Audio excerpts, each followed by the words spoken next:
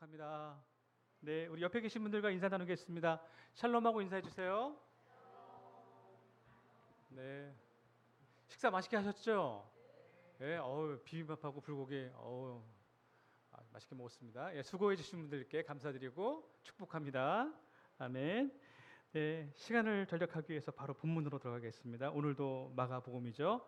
예, 오늘 본문은 교회가 어떤 공동체인지에 대해서 교훈해주고 있습니다.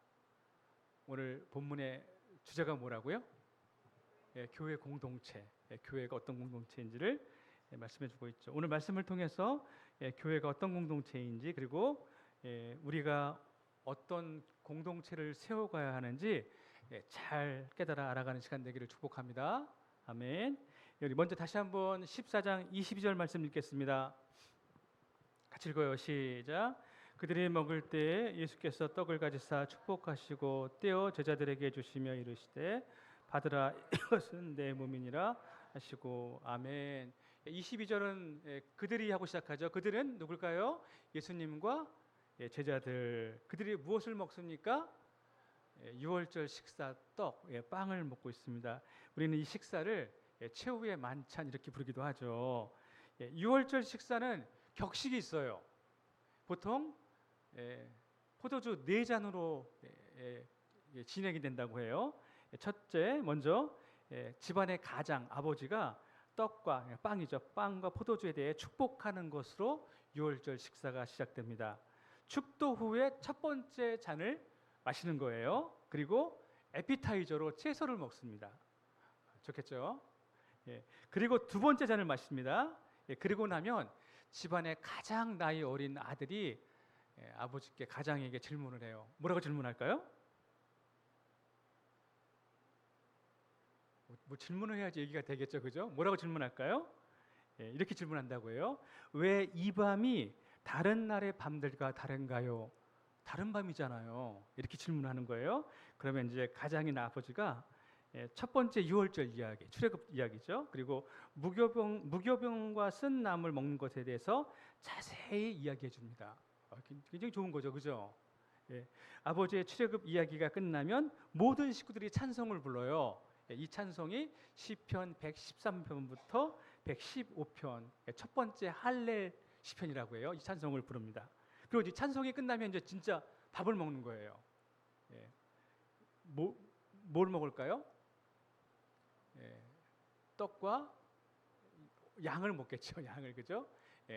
이때 이제 다시 한번 가장인 아버지가 축복 기도를 하고 본격적인 식사가 시작되는 거죠. 아버지가 떡을 떼어 축복하시고 만찬에 참석한 모든 가족과 식구들에게, 손님들에게 나누어 줍니다.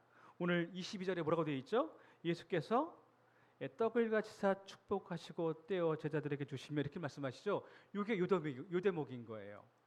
아시겠죠? 본격적인 식사가 끝난 후에 세 번째 잔을 마십니다. 그리고 두 번째 할렐 찬송 시편 116편부터 118편을 노래합니다. 그리고 오늘 본문 23절에 또 잔을 가지사 감사 기도하시고 이렇게 말씀하시는데, 이 대목이 세 번째 잔이 되는 거예요. 아주 복잡하긴 하네요. 세 번째 잔이 되고 노래를 부르고 마지막 네 번째 포도주 잔을 마시면서 6월절 식사가 끝나게 되는 거죠. 그러니까 오늘 본문에 그들이 먹을 때 하는 말씀은 뭘 가리킨다고요? 격식 있는 6월절 식사를 가리키는 거죠. 그런데 이 6월절 식사의 자리에서 예수님은 6월절 격식에 맞지 않는 파격적인 말씀을 던지세요. 어떤 말씀이실까요? 6월절에 먹는 빵이 내 몸이라고 선언하시는 거예요. 이건 6월절에 있었던 그 레퍼토리가 아니에요. 깜짝 놀랄 만한 얘기인 거죠. 다시 말씀드리면 오늘 예수님과 제자들이 함께 식사를 하는 것은 6월절의 식사이기는 하지만 이전 6월절과는 전혀 다른 새로운 6월절의 식사라고 할 수 있는 것이죠. 자, 아무튼 공감복음서는 이 새로운 6월절에 관한 이 중요한 장면을 아주 자세하게 기록하고 있어요. 공감복음서가. 그런데 마가복음은 다른 복음서와 조금 다르죠.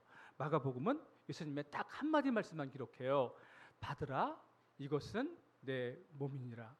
이거 외에는 어떤 설명이나 주석도 없어요. 딱 요거 한마디예요. 예.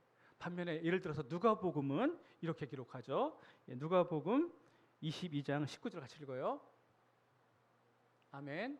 예, 시작.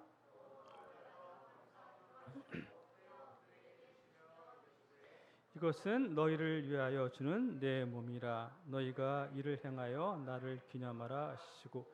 예, 마가복음과 누가복음을 비교하면 어떨까요? 누가복음은 훨씬 더 말이 많죠, 그죠? 너희를 위해 주는 이런 말도 있고, 너희가 이를 향하여 나를 기념하라 이런 말씀도 이어지죠. 이게 강대상에 이게 헬라어인데 이게 누가복음에 있는 말씀이에요. 에멘, 아나무네신 이런 헬라어인데 나의 기념을 이런 뜻인 거죠. 그러니까 누가복음은 이제 이런 것까지 다 기록하는데 마가복음은 한마디 말씀만 기록하죠. 반복해서 말씀드리지만 마가복음은 다른 복음서에 비해 매우 직접적이고 직관적인 말씀, 받으라 이것은 내 몸이다.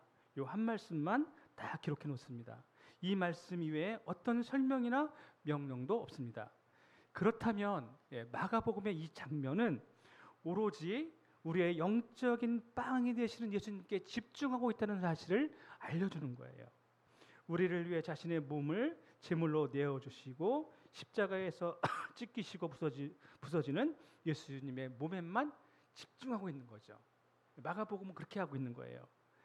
사랑하는 성도 여러분, 우리가 가장 먼저 집중해야 할 것은 오로지 십자가에 달리신 그리스도 예수입니다. 마가복음은 이 장면에서 한 번 더 오직 예수님의 몸, 예수님의 죽음에만 집중하고 있습니다. 예수님은 당신의 십자가 죽음이 자신의 몸을 내어주는 것임을 말씀하시면서 이 성만찬 식사를 통해서 그 죽음을 미리 말씀하고 계신 것이죠. 자, 더욱 흥미로운 것은 오늘 본문의 앞과 뒤의 문맥이에요. 앞의 이야기가 혹시 무슨 이야기인지 알고 계신가요? 앞의 이야기는 무슨 이야기일까요? 오늘 본문 앞에 나오는 이야기는 열둘 중에 하나가 나를 배신할 거라고 하는 그러한 이야기예요. 성찬식 뒤에 바로 나오는 이야기는 뭘까요? 베드로가 3번이나 예수님을 부인하게 될 것이라고 하는 말씀이죠. 다시 말씀드리면 예수님의 유월절 성만찬 앞뒤로 제자들의 배신과 실패가 둘러싸여 있습니다. 어떤 제자는 예수님을 팔아넘기고 어떤 제자는 예수님을 3번이나 부인하고 다른 모든 제자들은 다 도망가게 되죠. 그러나 그럼에도 불구하고 예수님이 우리를 위해 내어주시는 십자가 사랑, 자기 몸을 내어주시는 그 은혜는 변함이 없죠. 끊임이 없죠. 예수님의 십자가 사랑, 그 사랑은 제자들의 자격이나 어떠함을 아무런 문제로 삼지 않은 거예요. 사랑하는 성도 여러분, 예수님은 받으라 이렇게 말씀합니다. 단호한 한마디 말씀이지만 굉장히 따뜻한 위로의 말씀이기도 하죠. 내가 어떤 사람이든 내가 무엇을 하게 되든 내가 너를 사랑하는 일에는 아무런 장애가 되지 않는다라고 하는 위로의 말씀이기도 한 거죠. 그저 예수님께 와서 믿음으로 그분의 은혜와 사랑에 동참하기만 하면 된다는 말씀이에요. 자신을 내어주신 예수 그리스도를 믿음으로 붙잡으면 되는 것이죠. 그렇습니다. 기독교 신앙의 출발은 설명이나 변증이 아니에요. 믿음으로 받는 거예요. 교회는 믿음의 공동체이죠. 그분의 은혜와 사랑이 내 가슴을 채우는 것으로부터 믿음이 시작됩니다. 그런 은혜와 사랑이 더욱 가득하시길 축복합니다. 아멘. 떡을 먹은 후에 잔을 마시게 됩니다. 23절 같이 읽어볼까요? 아멘. 시작. 또 잔을 가지사 감사 기도하시고 그들에게 주시니 다 이를 마시매. 아멘. 예수님도 유월절 규례 격식에 맞게 잔을 들어 감사 기도하시죠. 그리고 그 잔을 제자들에게 주셨습니다. 제자들은 다 그 잔을 마셨어요. 여기서 23절의 원문을 제가 조금 더 분명하게 풀어서 말씀드리면 이렇습니다. 잘 들어보시죠. 예수님은 잔을 가지고 축복하셨고 그들에게 주셨다. 그리고 모두가 그 잔으로부터 마셨다. 이 말이에요. 제가 뭘 강조하려고 하는 걸까요? 설교를 집중해서 들으시면 알 것 같은데 제가 뭘 강조할까요? 예수님이 가지신 잔은 한 개라는 거죠. 한 개. 그러니까 여러 잔을 따라 주신 것이 아니라 한 개의 잔을 주신 거예요. 한 개의 잔을. 제자들은 그 한 개의 잔으로부터 모두 다 마신 거죠. 빵도 마찬가지입니다. 예수님이 가지사 축복하시고 떼어 주신 빵은 한 덩어리의 빵이에요. 하나의 빵이에요. 요즘 교회 성찬식은 미리 빵을 다 잘라 놓죠. 그죠? 잔도 미리 다 따라 놓죠. 예. 그리고 사실 초대교회가 성찬식을 어떻게 했는지 아주 분명하진 않아요. 예. 그럼에도 마가복음은 한 개의 떡, 한 개의 잔을 강조하죠.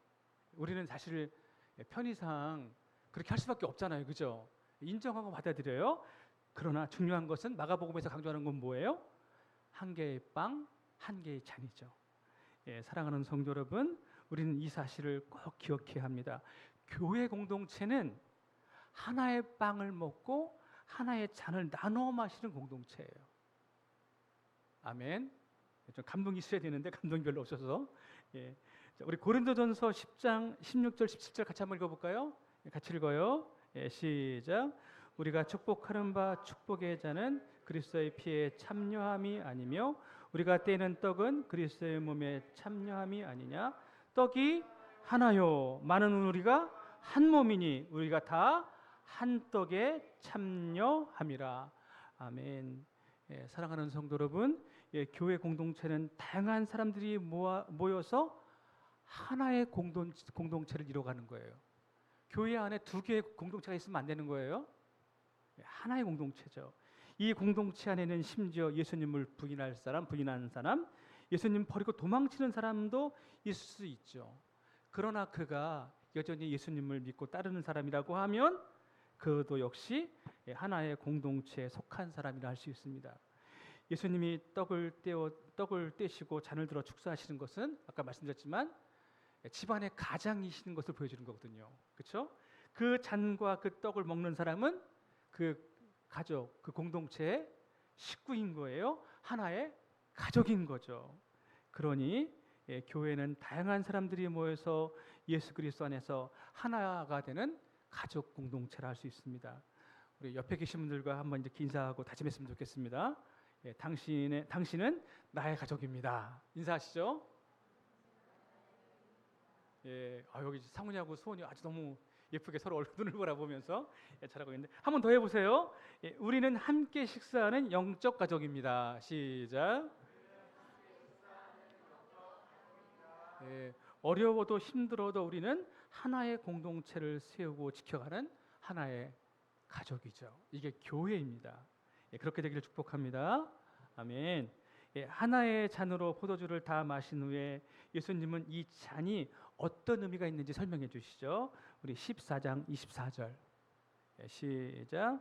이르시되 이것은 많은 사람을 위하여 흘리는 나의 피 곧 언약의 피니라. 아멘. 예수께서 빵을 내 몸이라고 하셨듯이 포도주를 뭐라고 말씀하세요? 네, 언약의 피라고 말씀하시죠. 그런데 그 피는 어떤 피예요?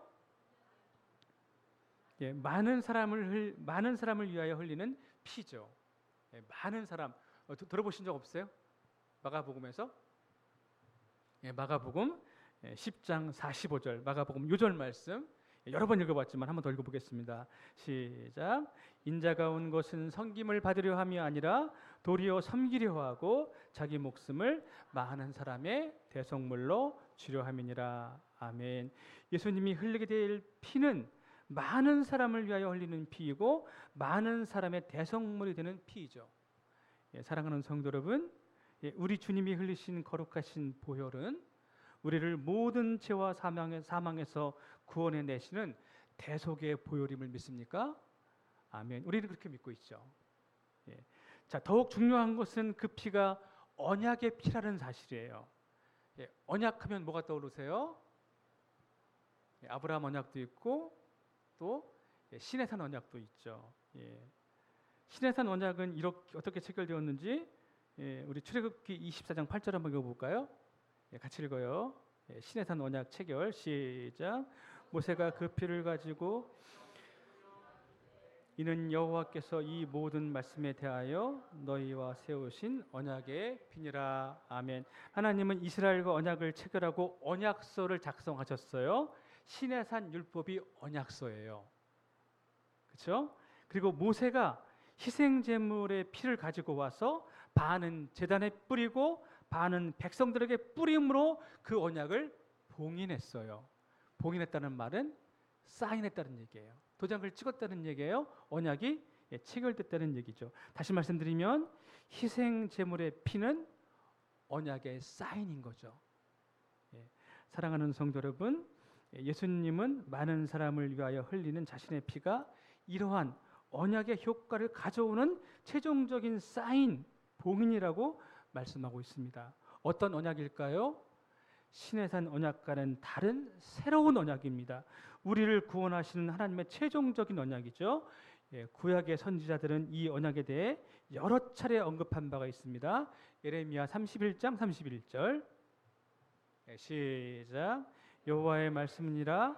보라, 날이 이르르니 내가 이스라엘 집과 유다 집에 새 언약을 맺으리라. 아멘. 하나님은 예레미야 선지자를 통해 새 언약을 맺으리라 이렇게 말씀하시죠.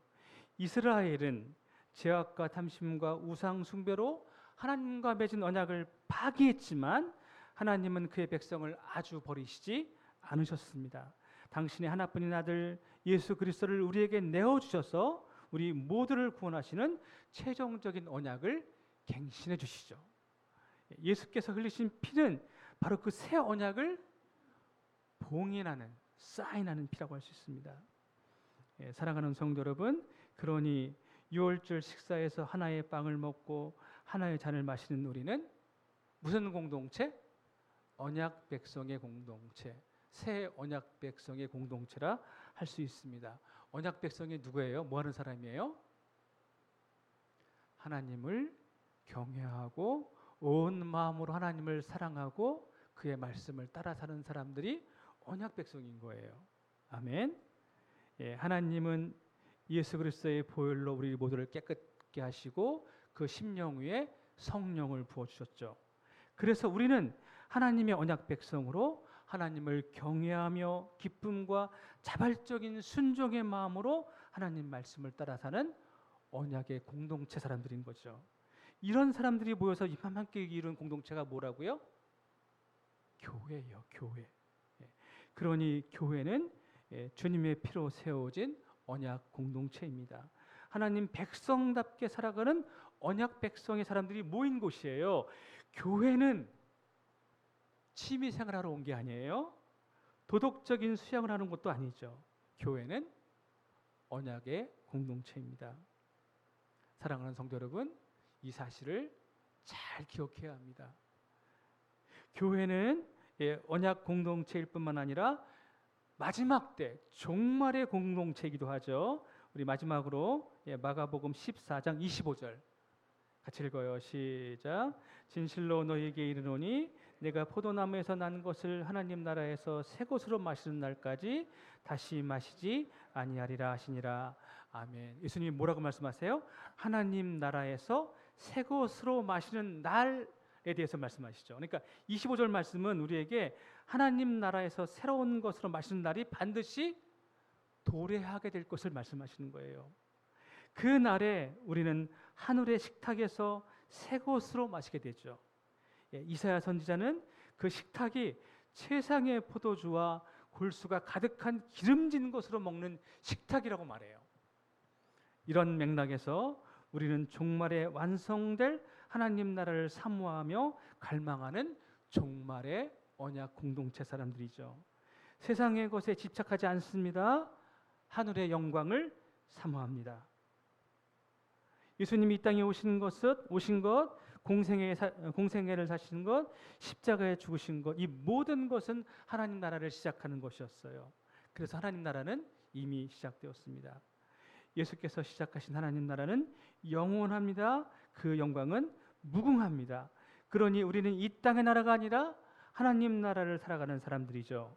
예수께서 다시 오실 때 완성될 하나님 나라를 기대하며 갈망하며 소망하는 사람들인 거죠. 그러니까 교회는 하나님 나라의 완성, 주님의 재림을 기다리는 공동체인 거예요. 사랑하는 성도 여러분, 이제 말씀을 간략하게 정리해 보겠습니다. 우리는 오늘 본문을 통해서 교회 공동체에 대해서 말씀을 나눠봤습니다. 어떤 교회가 예수님이 기뻐하시는 참된 교회일까요? 오늘 본문에서 우리는 세 가지의 진리를 배웠습니다. 첫 번째, 교회는 믿음의 공동체입니다. 예수님은 유월절 식사를 주관하시는 가장이셨습니다. 이처럼 교회는 예수님이 머리 되시는 가족 공동체이죠. 예수님의 사랑과 구원의 은혜를 믿음으로 받은 사람이 이 공동체의 구성원이 되는 거예요. 돈 많은 사람이 구성원이 아니에요. 받은 사람, 믿음으로 받은 사람이 교회 공동체의 구성원이 되는 것이죠. 둘째, 교회는 모든 성도가 하나가 되는 공동체예요. 예수님은 하나의 빵과 하나의 잔에 대해서 말씀해 주셨습니다. 차별도 없고 구분도 없어요. 서로 용납하고 사랑하고 받아주는 하나의 공동체가 교회입니다. 우리 가나안 교회가 사랑으로 말씀으로 하나 되는 교회 되기를 축복합니다. 셋째, 교회는 마지막 때 종말의 언약 공동체입니다. 교회는 세상의 성공과 부귀와 힘과 권력을 꿈꾸는 교회가 아니죠. 세상의 권력과 힘을 의지해서 세상 나라를 세워가는 공동체가 아닌 거죠. 교회는 하나님 언약 백성이 모이는 곳이죠.